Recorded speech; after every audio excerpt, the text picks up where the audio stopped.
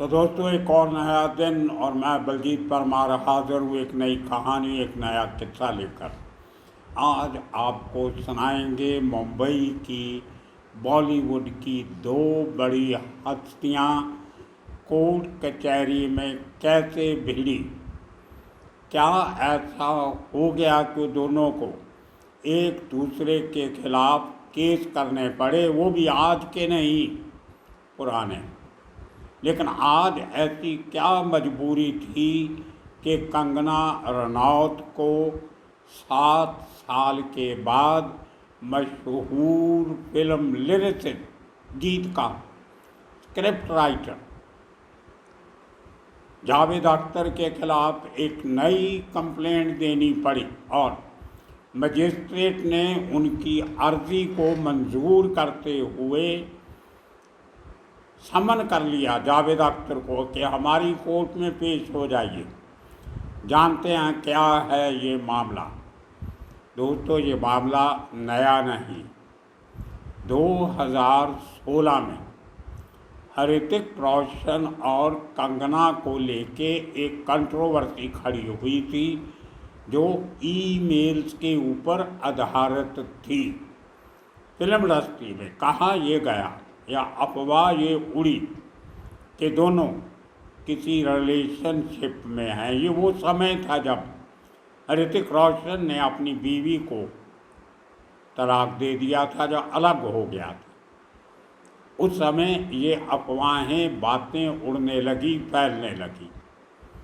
उस समय कुछ वो ईमेल्स सामने आई जो दोनों ने आपस में एक्सचेंज की थी।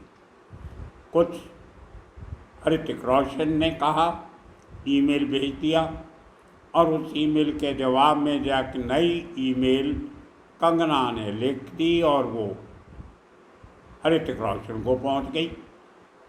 अब ये दो इंडिविजुअल्स का आपस का मामला है, लेकिन ये ईमेल्स लीक आउट हो जाती है। बड़ी हैरानी की बात है, किसने की, क्यों की।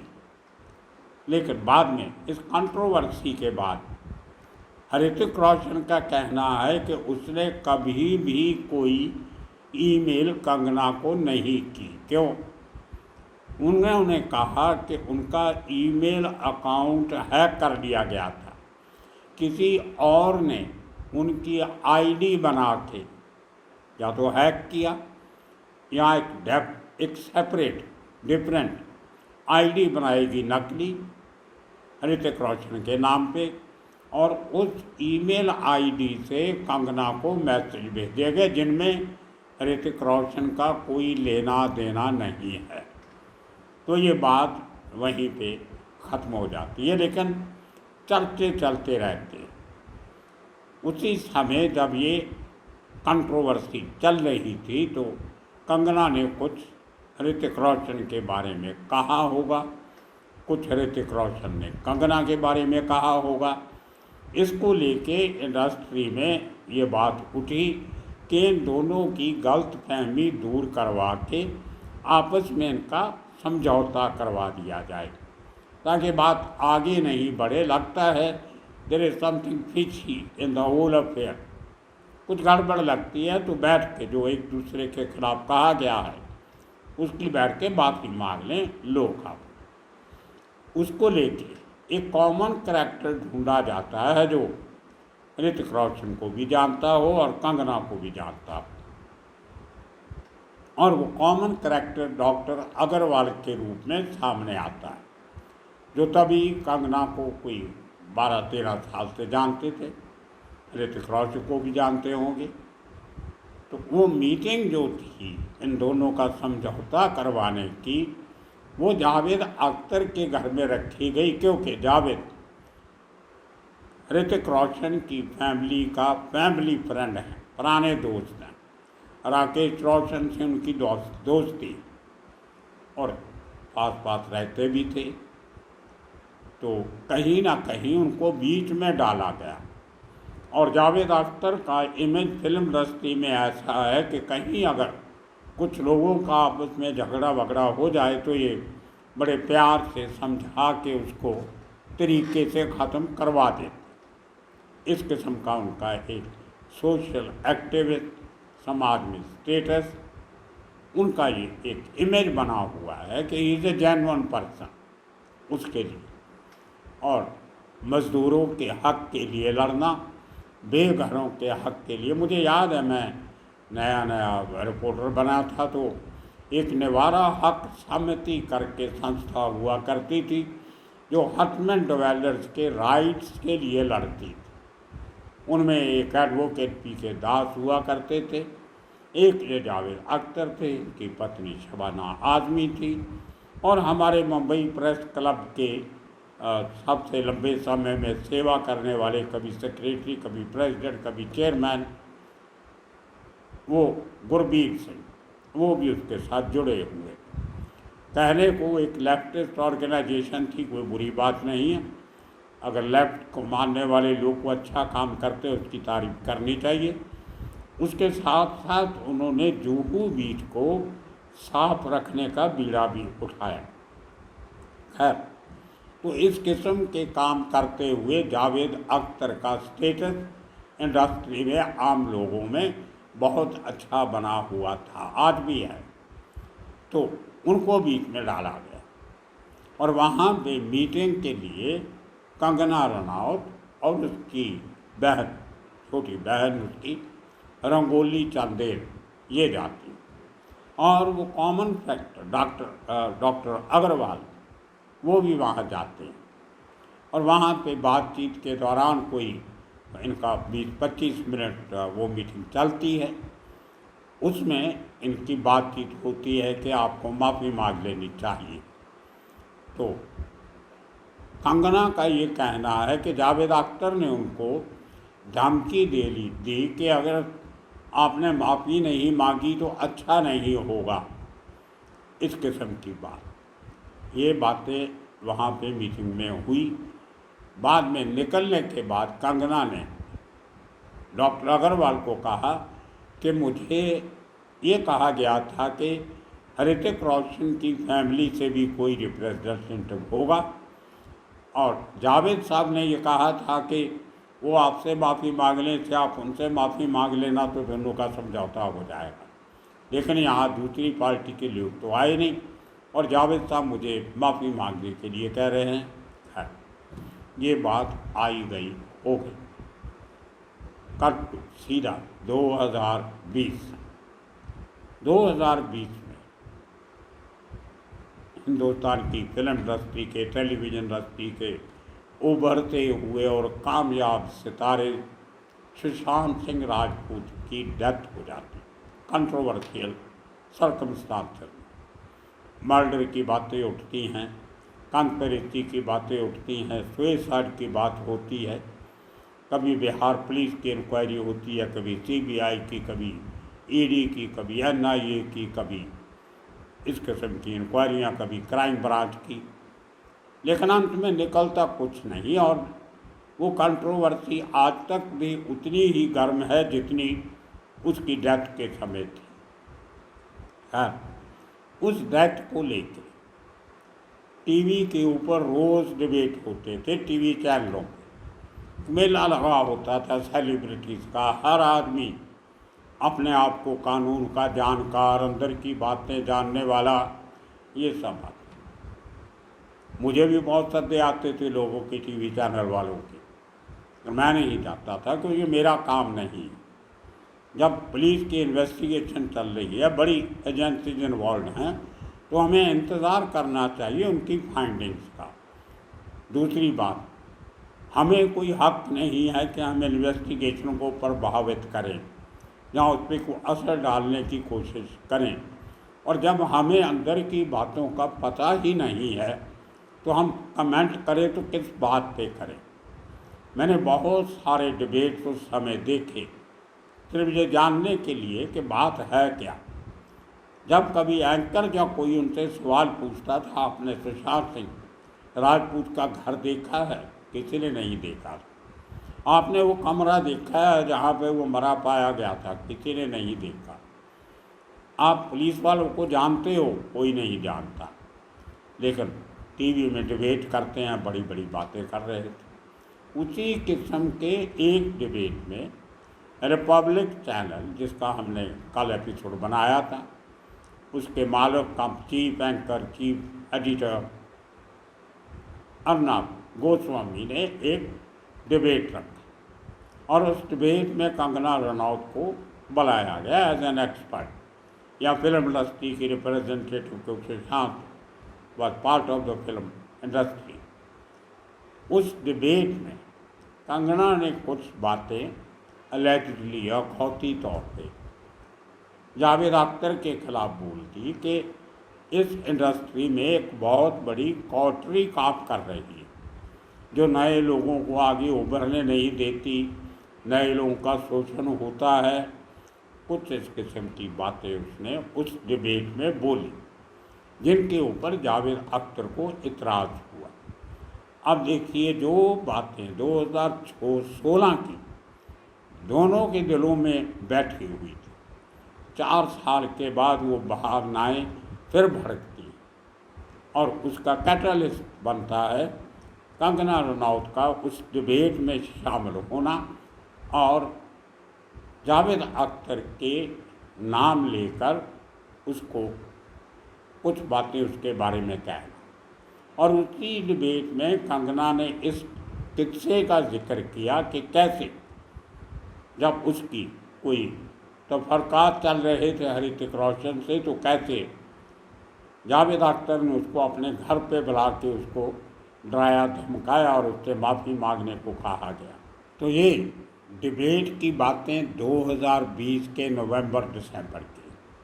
2021 में अपने वकीलों से सलाह करके जावेद अख्तर ने कंगना रनौत पे एक केस दाखिल कर दिया अंधेरी कोर्ट में, मजिस्ट्रेट कोर्ट अंधेरी, कंगना रनौत के खिलाफ डेफेमेशन का सूट।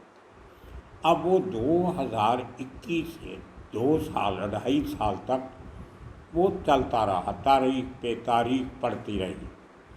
और अब से कुछ महीने पहले उसी तारीख के सिलसिले में जब कंगना रनौत उस केस में अपीयर नहीं हो रही थी, तो उस समय जो मजिस्ट्रेट हेड कर रहे थे उस कोर्ट को, उन्होंने कंगना को कहा कि अगर आप पेशी पे नहीं आएंगी, अपना पक्ष नहीं रखेंगी, तो मुझे आपके खिलाफ एक्शन लेना पड़ेगा। तो कंगना ने कुछ ऐसा बयान दे दिया कि मुझे मजिस्ट्रेट की कोर्ट पर यकीन नहीं, विश्वास नहीं, मुझे इंसाफ नहीं मिलता।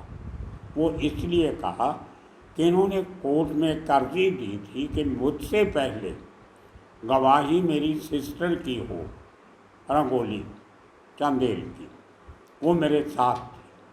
पहले उससे पूछा जाए कि उस मीटिंग में जावेद अख्तर के घर में क्या हुआ था, मुझे किस तरह जावेद अख्तर ने थ्रेट किया था। तो उस मजिस्ट्रेट ने इनकी वो अर्जी नहीं मानी, तो गुस्से में कंगना ने कह दिया कि मुझे मजिस्ट्रेट की कोर्ट पर यकीन नहीं। और उन्हीं दिनों में 2021 में कुछ इस किस्म की ट्वीट्स कंगना ने अपने ट्विटर अकाउंट पे करनी शुरू की। ये वो दौर था जब कंगना रूलिंग पार्टी के काफ़ी क्लोज आ रही थी, काफ़ी उनके साथ घुल मिल गई थी। और उसके बाद फिर इनको पता नहीं X+ सिक्योरिटी भी मिली। कुछ सिखों के खिलाफ कुछ बोला तो वो कंट्रोवर्सी भी चली।